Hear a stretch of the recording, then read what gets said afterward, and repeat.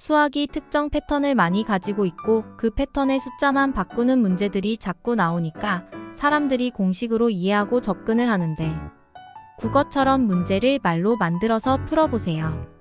예를 들면 3 곱하기 3 곱하기 2는 18이라는 문제가 있을 때 그냥 3 곱하기 3 곱하기 2는 18이라고 암산을 할 수도 있지만, 질문자 어머니가 질문자가 좋아하는 사과와 배 복숭아를 먹으라고 사과배, 복숭아 3개씩을 각각 접시 3개에 담아서 식탁과 응접실 테이블에 한 세트씩 놓여두었다면 과일은 몇 개일까라는 생각을 한번 해보세요. 그걸 숫자로 바꾸어서 식을 만들면 3 곱하기 3 곱하기 2가 나옵니다. 그리고 답을 구하면 18이 나오겠지요. 이런 연습을 하면서 다른 물건들이나 주변에 보이는 것들을 숫자화하는 재미가 들면 수학은 아주 쉽습니다. 수학은 학년이 없는 과목입니다. 질문자가 빨리 흥미를 느껴서 자꾸 하고 싶어진다면 초등학교 때 중고등학교에서 배우는 과목도 할 수 있습니다. 전에 어떤 아이와 피자 집에 가서 피자를 먹었는데 수학 공부가 너무 재미없다고 말하더라고요. 그래서 왜 수학이 재미없냐니까 어렵대요. 뭐가 어려운가 물었더니 공식도 어렵고 암산도 해야 하고 덧셈, 뺄셈, 곱셈, 나눗셈. 특히 분수가 나오면 머리가 멍해진다고 하던데. 그래서 내가 지나가는 차를 보고 저거 속도가 얼마나 될까? 하고 물었더니 속도가 뭐냐고 묻더라고요. 속도는 어떤 물체가 시간에 지나가는 거리를 말한다고 했더니 이해가 안 간다고 해서 핸드폰 카메라를 꺼내서 차창으로 사진을 찍는데 연속 카메라 작동으로 1초간 2번 사진을 찍어서 겹쳐 보여주고 1초 동안 이 사진에 보이는 거리만큼 차가 이동을 했으니까 사진에 보이는 거리가 얼마나 나올지 물어봤더니 밖에 나가서 살펴보고 와서는 10m는 될 거라고 하더라고요. 그래서 그럼 저 차 속도는 1초 동안에 10m를 갔으니까 초속 10m네 라고 말을 해줬더니 속도가 그런 거냐고 거꾸로 다시 물어보던데 주변에 보이는 산수나 수학은 아주 많습니다. 조금 관심을 가지면 흥미를 가질 수 있는데 그냥 책에서 공식으로 암기하고 숫자만 보니까 흥미도 잃고 머리도 아프고 하기도 싫어진다는 선입견을 갖습니다. 피자를 먹고 나오면서 전봇대 그림자가 드리워져 있는데 해가 지는 저녁이라 그림자가 점점 길어져서 저 그림자도 아까 차처럼 같은 속도로 계산을 할 수 있냐고 물어보길래 당연하지 라고 말을 해줬는데 시계를 보더니 그림자 끝부분 땅에 돌을 그어서 표시를 하고 10분을 그 자리에 있었더니 그림자가 길어졌습니다. 그 길어진 그림자 자리에 표시를 하고 손바닥을 펴서 그 그림자 길이를 재더니 그럼 이 그림자가 커지는 속도는 30cm네요 라고 말하길래 그 그림자가 커지는 속도는 10분의 30cm니까 1분으로 애기하는 분속도를 구하려면 10으로 나누어야지 하고 말해줬더니 30cm를 10으로 나누면 3. 그러니까 이 그림자 속도는 분 속도 3cm라고 합니다. 그걸 식으로 쓰면 3cm/min 3cm분입니다. 그리고 숙제를 줬습니다. 그럼 초속은 얼마일까? 시속은 얼마나 되지? 초속이 뭐고 시속이 뭐냐고 묻길래 초속은 1초 동안 이동한 거리이고 시속은 1시간 동안 이동한 거리를 말한다고 설명해줬더니 1분은 60초고 1시간은 60분인데 지금 알고 있는 건 거리를 알고 시간을 아니까 나눗셈이나 곱셈을 하면 알 거다 라고 설명을 해줬습니다. 그리고 절대 엄마나 아빠한테 묻지 말고 네가 생각을 해서 나한테 답을 하라고 얘기했는데 자존심이 있었던지 그런 건 안 물어보고 혼자 할 수 있다고 집으로 돌아갔습니다. 그리고 저녁 먹고 집에서 TV 보고 있는데 갑자기 전화가 와서 아저씨 나 풀었어요 하고 말을 하고 좋아 죽겠다고 했습니다.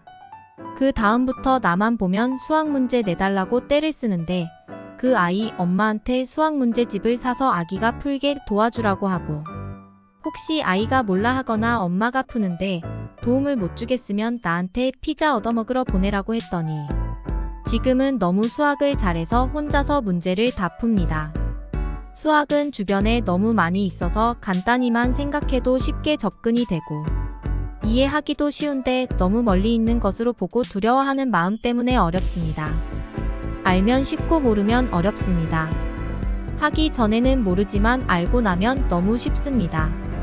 이 글을 쓰고 나서 그 아이가 궁금해졌다. 그래서 전화를 해봤더니 아저씨한테 피자 사준단다. 왜? 자기 용돈 받은 거 있으니까 비싼 건 못 사주고 피자는 사준단다. 나 파지 안 좋아해 라고 했더니 그럼 밥 사준단다. 히읗히읗. 귀여운 꼬마군. 엄마 아빠가 대답을 못해주는 궁금한 점이 있나 보다. 햄버거 먹으러 가자고 내가 데리러 간다고 했다. 아파트 밑에 가서 전화해서 내려오라고 했다. 엄마하고 동생도 같이 나온다. 아빠는 어디 갔어? 라고 물었더니 어제 밤새고 일해서 지금 잔단다. 그래 같이 가서 밥 먹자. 나 뭐 좋아하냐고 묻는다. 그냥 백반 먹자고 했더니 백반집에 가서 물어볼 거 못 물어본단다.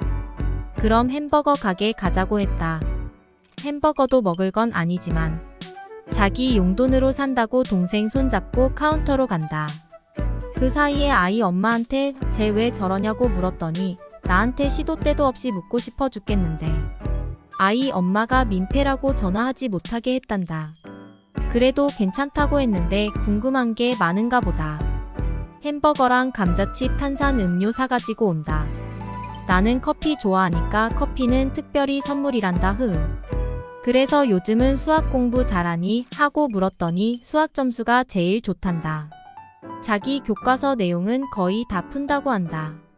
중 2학년 수준이 2차 방정식 정도일 건데 그 다음에 도형 같은 걸 들어가면 골치 아프겠지 하고 생각하고 있었는데 갑자기 나한테 아저씨 미적분은 뭐 하러 하는 거예요? 라고 물어본다.